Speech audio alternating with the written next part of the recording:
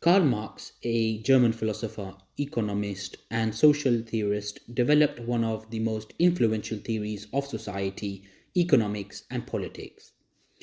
His ideas formed the foundation of Marxism, a worldview that centers around understanding human history, class struggle, and the workings of capitalism.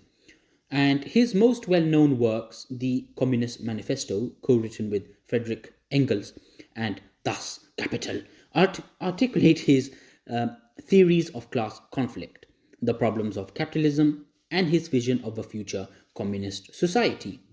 So, today we're going through a philosophical summary of Marx's core ideas so you can understand Karl Marx better. Okay, so let's all unite and get together and really understand Karl Marx. So, the first thing I want to talk about is materialism and historical materialism. Marx's philosophy begins with materialism, the idea that material conditions, economic or social, are the primary drivers of historical and social development. And he believed that human consciousness, ideologies, and social structures are fundamentally shaped by economic factors rather than abstract ideas or beliefs. From this perspective, history is a record of class struggles driven by economic relations, which he then called historical materialism. Now, according to Marx, every stage in human history is marked by different economic systems, like feudalism, capitalism, etc., each with its own forms of social relations and class divisions, leading to conflicts that ultimately drive change. Okay, then let's talk about class struggle and social conflict. Because central to Marx's philosophy is the idea that human history is a history of class struggles. In capitalist society, he identifies two primary classes: the bourgeoisie, who owns the means of production, capital goods, factories, land, and then the proletariat, who must sell their labor to survive, okay, or the working class. Marx argues that the interests of these two classes are fundamentally opposed, creating inherent conflict. The bourgeoisie seeks to maximize profit, which leads them to exploit the working class by paying them less than the value of their labor. Okay, quite self explanatory. And this exploitation and inequality Marx contends are the source of class struggle, a conflict he sees as inevitable in any class based society. One of Marx's most profound critiques of capitalism is his theory of alienation. Okay, alienation and the nature of labor. Okay, in a capitalist economy, Marx argues workers become alienated in several ways. They are alienated from the products of their labor, which belongs to the capitalists rather than themselves. They are alienated from the labor process as they have little control over their work and often perform repetitive, futile tasks, disconnected from any sense of fulfillment or achievement. They are alienated from their fellow humans as capitalism fosters competition rather than cooperation. They are alienated from their human potential as capitalism reduces labor to a means of survival rather than a source of creativity or self-fulfillment. And for Marx, this alienation reflects a deep disconnect between human beings and their true nature. He believed that work, when performed freely and creatively, is a central part of human self-expression. However, capitalism turns labor into a commodity, stripping it of personal meaning and making it a source of oppression rather than liberation, or, as one might know, freedom. Okay, now moving on, I want to talk about capital, surplus value, and then exploitation.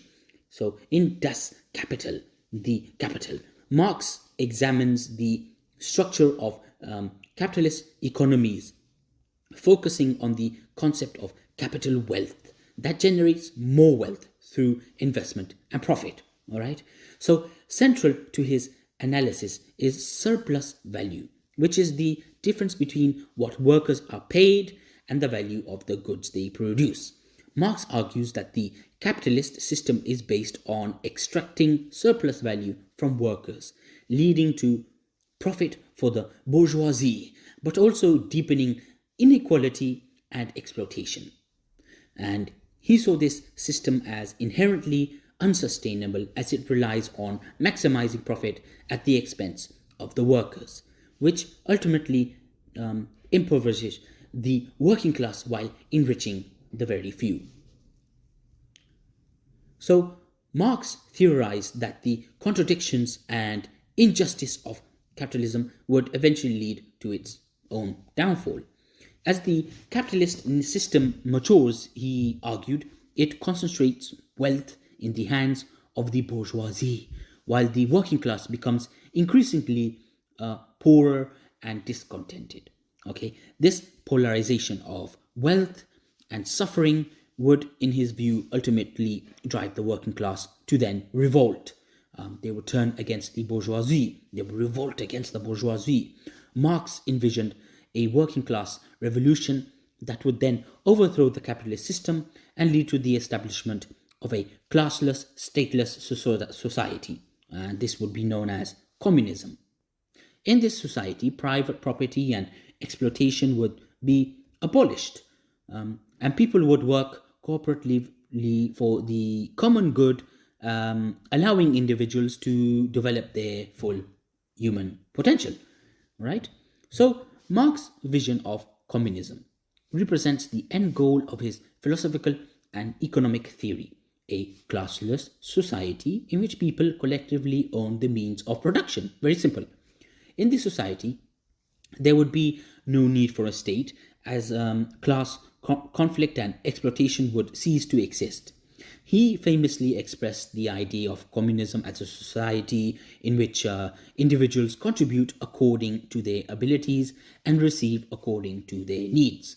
Here, human beings would be free from alienation and exploitation, able to work creatively and cooperatively to satisfy human needs rather than, profit. Cha-ching, cha-ching.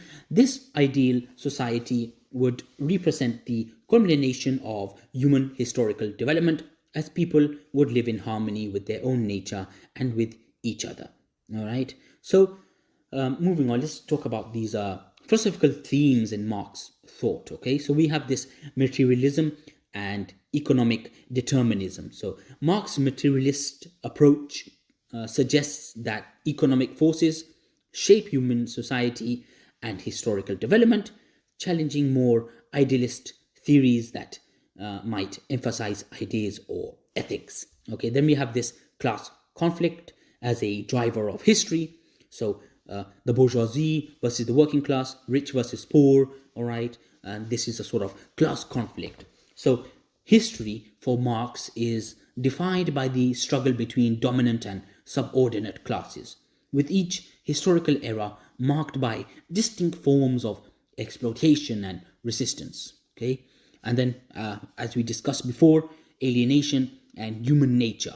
Right, Marx obviously he believed that capitalism estranges people from their own humanity. It alienates people from their own humanity. And how to do that? By commodifying labor, reducing human relationships to transactions, and undermining the potential for genuine creativity and self-fulfillment, right? And then move on to the role of revolution. So Marx saw revolutionary change as inevitable in overcoming class-based exploitation, with the working class leading the way towards a future free from oppression. So that's Karl Marx in a nutshell. You guys can crack it now and chew on it and eat it and swallow it, and then hopefully all the chemicals from the nut that you ate goes to your brain and you start to understand Karl Marx better. I don't know what I'm saying. Karl Marx philosophy is just a critique of capitalism and a call to action for the working class.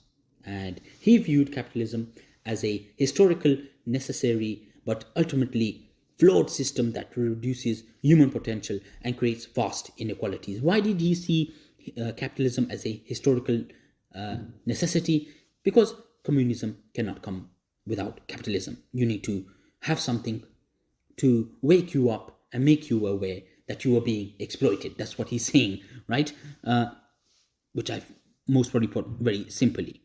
Okay, and his theories offer a vision of human liberation or freedom through social and economic transformation, envisioning a world in which people are free from exploitation and alienation. And Marx' philosophy suggests that true human freedom can only be achieved in a society that transcends class distinctions, allowing individuals to work and live together. And his ideas have, of course, inspired numerous movements and ideologies, making him a central figure in political philosophy and social theory to this very day. Thank you. If you guys like that explanation, I try to keep it as simple as possible. Please do subscribe and comment down below, and try to share this with other people who might be interested in Karl Marx. But thank you for listening.